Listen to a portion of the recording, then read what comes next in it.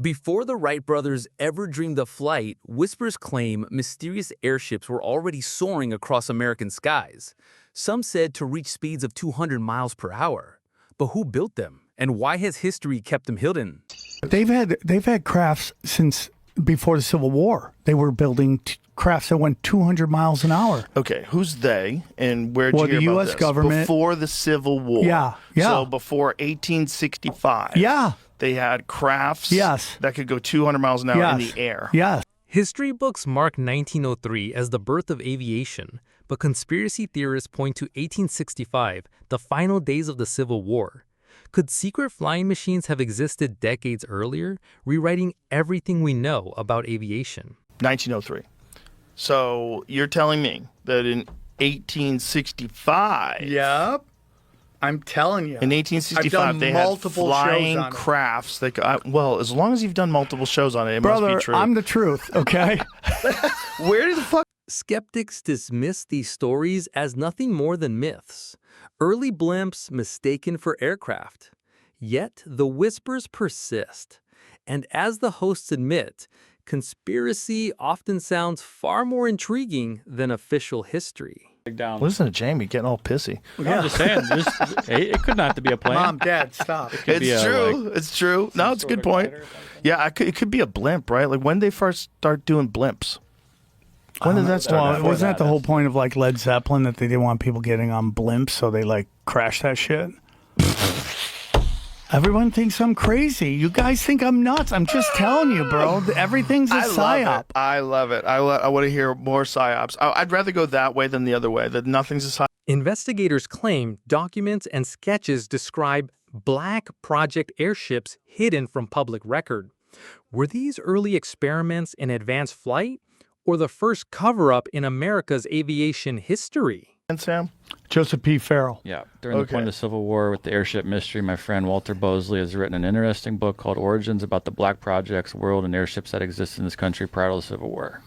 But it didn't say anything about the speed. Yeah, we talked about it. It was either him or the 2 episodes later they talked about how it went 200 miles an hour. Airships. Lincoln went to Congress to get funding, or is trying to get funding for some of this. There's a whole thing here about the balloon corps of the Army back to the Civil War. Eyewitness sketches depict strange contraptions, massive airships powered by mysterious fuels, some said to travel faster than trains of the era.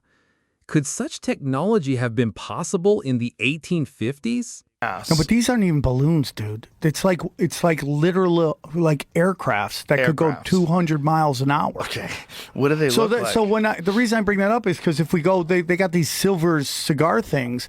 Like, think about how long ago that was. Oh, you mean that bug?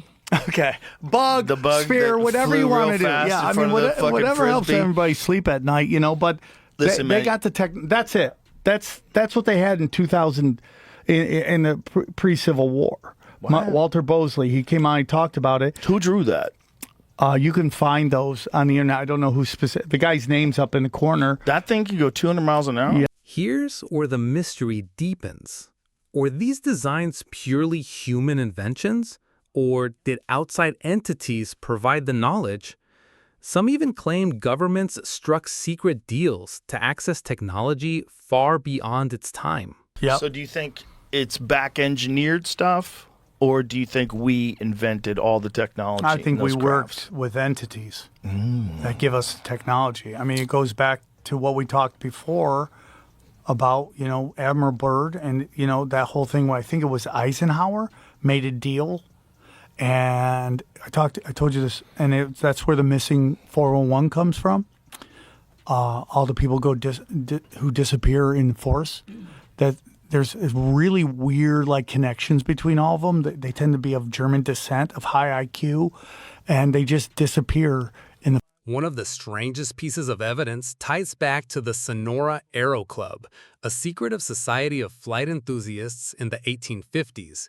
Their designs reference the fuel called NB gas, an alleged anti-gravity element never explained by science. These things could apparently go fast because they use an anti-gravity fuel called NB gas. What?